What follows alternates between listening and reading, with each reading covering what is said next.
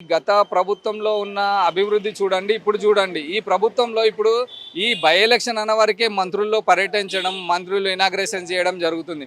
మరి ఈ మంత్రులకు ఈ 22 నెలలు అవుతుంది ఈ జూబ్లీహిల్స్ నియోజకవర్గం గురించి వాళ్ళ బాధలు తెలియయా? ఈ వాళ్ళు తెలంగాణ రాష్ట్రంలో కాంగ్రెస్ ప్రభుత్వం వచ్చినప్పటి నుండి జూబ్లీహిల్స్ నియోజకవర్గంలో ఉన్న కార్యకర్తలు కావచ్చు, ఉన్న ఓటర్స్ కావచ్చు, వీళ్ళ మంచి చెడు ఏ రోజు గుర్తించలేకపోయారు. ఈ రోజు ఎలక్షన్ అనగానే ముందుకొచ్చి ఇనాగ్రేషన్స్ అని చెప్పి కోట్లు కోట్లు పెట్టి మేము ఇనాగ్రేషన్ చేస్తున్నాం అంటున్నారు. ఇప్పుడు నవంబర్లో కావచ్చు, ఏ విధంగా ఈ 2-3 నెలల్లో ఎలక్షన్స్ రాబోతున్నాయి. ఈ 2-3 నెలల్లోనే నువ్వు ఇన్ని ఇనాగ్రేషన్ చేస్తున్నావు, ఇవి పూర్తి చేసి చూపించగలుగుతావా?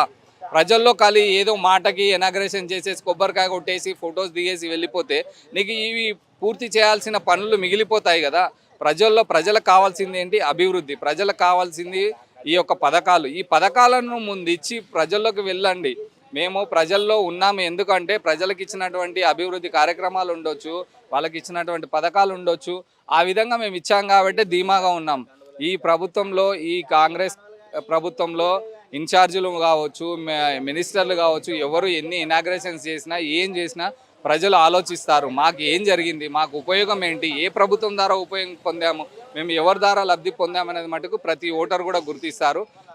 కాబట్టి గత ప్రభుత్వంలో ఉన్నటువంటి అభివృద్ధి పథకాలను చూసుకొని ఇప్పుడున్నటువంటి అభివృద్ధి పథకాలను ప్రజల్లో మేము ముందుంచాం. కాబట్టి మా పార్టీ పరంగా కాకపోయినా కూడా ప్రజల నాడిని తెలుసుకోండి, ప్రజల యొక్క ఆలోచనలు తెలుసుకోండి, ప్రభుత్వానికి వ్యతిరేకంగా ఉన్నటువంటి ప్రజల్ని గుర్తించండి. ప్రజలే గుర్తిస్తున్నారు. ఈ ప్రభుత్వంలో ఏ పథకం కూడా మాకు పూర్తిగా సహకరించలేదు.